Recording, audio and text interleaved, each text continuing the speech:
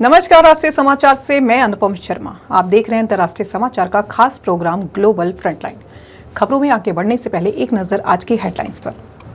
Musk ने Venezuela के लिए किया बड़ा ऐलान, पूरे देश में फ्री इंटरनेट सर्विस देगा स्टारलिंक। ब्रिटिश और फ्रांसीसी लड़ाकू विमानों ने इस देश में किया हमला, आईएस के हथियार ठिकाने को किया तबाह। ईरान में नहीं थम रही हिंसक विरोध प्रदर्शनों की आग, अब तक 15 लोगों की हुई मौत। चीन बोला अमेरिका मादुरो को तुरंत रिहा करे, राष्ट्रपति को अगवा करना गलत। उत्तर कोरिया भी वेनेजुएला के समर्थन में कहा अमेरिका गुंडागर्दी कर रहा है। बांग्लादेश में हिंदू नेता के चुनाव लड़ने पर रोक, शेख हसीना की सीट पर आरएसएस से जुड़े गोविंद का नामांकन खारिज, बोले बीएनपी की साजिश। खबरें अब विस्तार से। वेनेजुएला के राष्ट्रपति निकोलस मादुरो को अमेरिका ने शनिवार को एक हमले के बाद बंधक बना लिया। इसके बाद अमेरिकी सेना ने मादुरो को लेकर अमेरिका चली आई। वहीं इस पूरी घटना के बाद मशहूर अरबपति कारोबारी एलन मस्क ने रविवार को वेनेजुएला के लिए बड़ी घोषणा की है। एलन मस्क ने वेनेजुएला के लोगों के प्रति अपना समर्थन व्यक्त किया। उन्होंने वेनेजुएला में 3 फरवरी तक फ्री इंटरनेट सर्विस प्रदान करने की घोषणा की है। दरअसल मस्क के स्वामित्व वाली स्टारलिंक ने सोशल मीडिया प्लेटफॉर्म एक्स पर एक पोस्ट में लिखा, स्टारलिंक वेनेजुएला के लोगों को 3 फरवरी तक मुफ्त ब्रॉडबैंड सेवा प्रदान कर रहा है, जिससे निरंतर कनेक्टिविटी सुनिश्चित हो सकेगी। वहीं एलन मस्क ने इस पोस्ट पर रिप्लाई करते हुए लिखा है, वेनेजुएला के लोगों के समर्थन में। न्यूज़ 2। ब्रिटेन और फ्रांस ने सीरिया में आतंकी संगठन इस्लामिक स्टेट के खिलाफ बड़ी सैन्य कार्रवाई की है। हमला सीरियाई शहर पलमायरा से कुछ मील उत्तर पहाड़ी इलाके में किया गया, जहां आईएस का अंडरग्राउंड ठिकाना मौजूद था। इस ऑपरेशन में British royal air force RF और फ्रांस की वायुसेना के लड़ाकू विमानों ने हिस्सा लिया।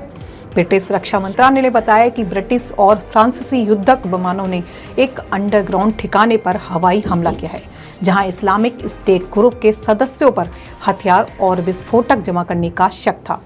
मंत्रालय ने आगे कहा कि यह हमले शनिवार शाम को पलमायरा के ठीक उत्तर पहाड़ों में बने स्ट्रक्चर पर किए गए थे। ब्रिटेन और फ्रांस उस अमेरिकी नेतृत्व वाले गठबंधन का हिस्सा है जो एक दशक से अधिक समय से आईएस आतंकवादियों से लड़ रहा है। मंत्रालय ने कहा कि ब्रिटिश सेना ने टाइफून FGR-4 फाइटर जेट का इस्तेमाल किया, जिसे वॉयजर रिफ्यूलिंग टैंकर से सपोर्ट मिला, और इस ज्वाइंट हमले में फ्रांसीसी विमान भी शामिल थे। ईरान में हालात लगातार खराब होते जा रहे हैं। खराब होती आर्थिक स्थिति के कारण देश भर में भड़के विरोध प्रदर्शनों में अब तक कम से कम 15 लोगों की मौत हो चुकी है। अमेरिका स्थित मानवाधिकार संगठन ह्यूमन राइट्स की एजेंसी ने इस बारे में जानकारी दी है। संगठन के अनुसार ईरान के 31 प्रांतों में 25 प्रांतों के 170 से अधिक स्थानों पर प्रदर्शन हो रहे हैं।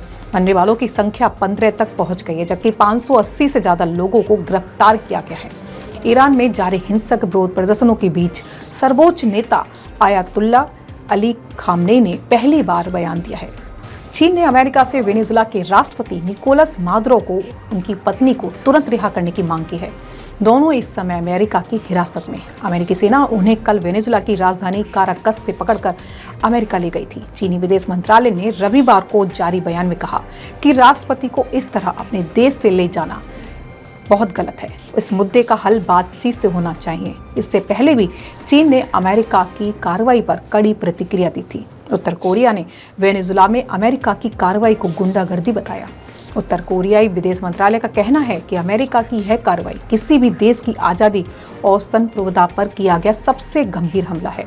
अमेरिकी सैनिकों ने 2 जनवरी की रात वेनेजुएला पर हमला कर राष्ट्रपति निकोलस मादुरो और उनकी पत्नी सिलिया फ्लोरेस को अगवा कर लिया था। इसके बाद उन्हें न्यूयॉर्क लाया गया, जहां उन्हें डिटेंशन सेंटर में रखा गया। उन पर हथियार ड्रग से जुड़े मामलों में मुकदमा चलाया जाएगा। बांग्लादेश में एक हिंदू नेता को चुनाव लड़ने से रोक दिया गया। बांग्लादेश में 12 फरवरी को चुनाव होने वाले हैं। गोविंद चंद्र प्रमाणिक ने संसदीय चुनाव के लिए गोपालगंज 3 सीट से पर्चा भरा था, लेकिन रिटर्निंग ऑफिसर ने शनिवार को उनका नामांकन वापस कर दिया। पूर्व पीएम शेख हसीना गोपालगंज 3 से सांसद थी। यहाँ 50% से ज़्यादा हिंदू वोटर्स हैं। गोविंद निर्दलीय चुनाव लड़ना चाहते थे। वह पेशे से वकील हैं और बांग्लादेश जातीय हिंदू महाजोत BJHM नामक संगठन के महासचिव भी हैं। कुल 23 संगठनों का हिंदूवादी संगठन है जो राष्ट्रीय स्वयंसेवक संघ से जुड़ा हुआ है। ट्रंप ने वेनेजुएला की अंतरिम राष्ट्रपति को धमकी दी है। कहा, अमेरिका की बात नहीं मानी तो मादुरो से भी बुरा हाल होगा। अमेरिकी राष्ट्रपति डोनाल्ड ट्रंप ने वेनेजुएला की अंतरिम राष्ट्रपति डेल्सी रोड्रिग्स को बुरा हाल करने की धमकी दे डाली। ट्रंप ने कहा, अगर डेल्सी वह नहीं करती जो वेनेजुएला के लिए सही है तो अमेरिका सही नहीं मानता, तो उनका हाल मादुरो से भी ज़्यादा बुरा हो सकता है। ट्रंप ने यह बात द अटलांटिक मैगजीन को दिए हुए इंटरव्यू में कही थी। एक दिन पहले ट्रंप ने कहा था कि अमेरिकी विदेश मंत्री मार्को रूबियो ने रोड्रिग्स से बात की है। वे वेनेजुएला में लोगों का जीवन स्तर सुधारने के लिए अमेरिका की अपेक्षाओं पर काम करने को तैयार हैं। वहीं रोड्रिग्स ने मादुरो को सत्ता से हटाने की आलोचना की, साथ ही अमेरिका से मादुरो को वापस लाने की मांग भी की है। यमन सरकार की सेना ने यूएई से हद्रामौत की पूर्वी बंदरगाह मुकाबला पर पुनः कब्जा कर लिया। 4 जनवरी को यमन की अंतर्राष्ट्रीय स्तर पर मान्यता प्राप्त सरकार ने यूएई समर्थित दक्षिण अलगाववादियों से पूर्वी बंदरगाह और हद्रामौत की राजधानी मुकाबला पर पुनः कब्जा कर लिया है। बाब अल मंडाब जल्डम मध्य के निकट रणनीतिक रूप से स्थित यमन लगभग 1 दशक से विभाजित है, जिसमें दक्षिणी संक्रमणकालीन परिषद ने हाल ही में पूर्व दक्षिण यमन पर अपना नियंत्रण मजबूत किया है। ब्रुकलिन डिटेंशन सेंटर के बाहर वेनेजुएला पर अमेरिकी युद्ध नहीं के नारे। वेनेजुएला पर अमेरिकी सैन्य कार्रवाई के विरोध में न्यूयॉर्क के ब्रुकलिन स्थित मेट्रोपॉलिटन डिटेंशन सेंटर के बाहर प्रदर्शन हुआ। प्रदर्शनकारियों ने no US war on Venezuela के नारे लगाए। अमेरिकी हमले के बाद वेनेजुएला के राष्ट्रपति निकोलस मादुरो को गिरफ्तार कर न्यूयॉर्क लाया गया है, जहां उन्हें मादक पदार्थों से जुड़े मामलों में 5 जनवरी को अदालत में पेश किया जा रहा है।